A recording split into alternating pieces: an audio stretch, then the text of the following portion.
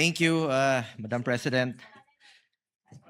Members of this August Chamber, I rise today to mark a date that for many Filipinos will never be forgotten. Nagkataon rin po, exactly today, 1 year na po, no? March 11, 2025. Last year, on this very same day, was one of the saddest days in our history. It was a day when emotions ran high across our country, a day when millions watched in disbelief as former President Rodrigo Duterte was taken and brought in The Hague. Nakakalungkot po na alalahanin ang mga nangyari sa ating mahal na dating Pangulong Rodrigo Duterte na nagsakripisyo at ibinigay ang lahat ng kanyang makakaya ayon sa batas, bunsod ng kanyang labis na pagmamahal sa ating mga kababayan, lalo na sa mga mahirap at ordinaryong Pilipino.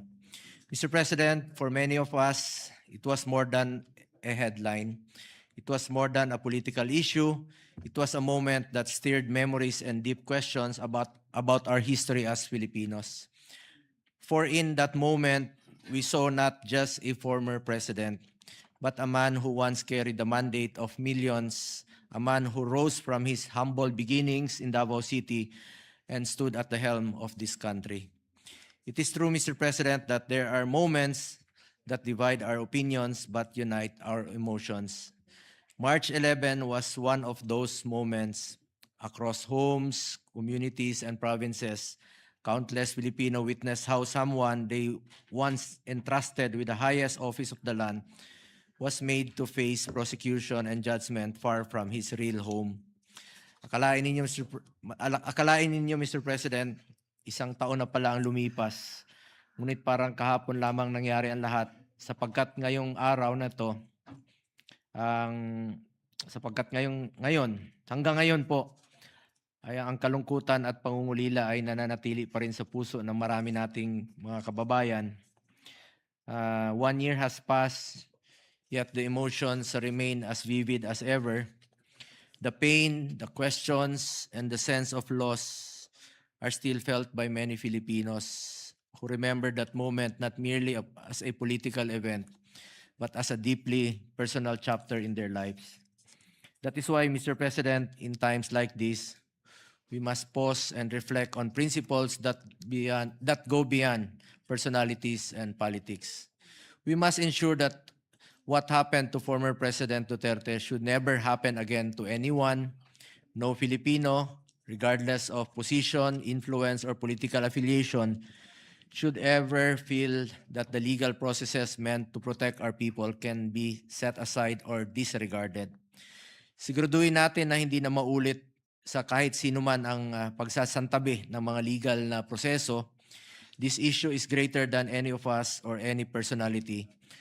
What is at stake here is our sovereignty and judicial independence as a sovereign nation and the dignity of every Filipino.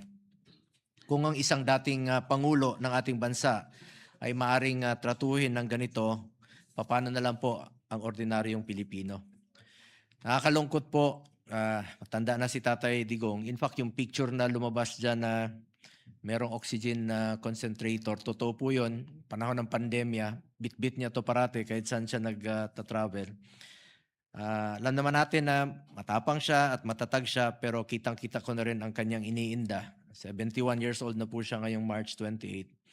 At fragile na po siya. At maaaring 81 na po siya.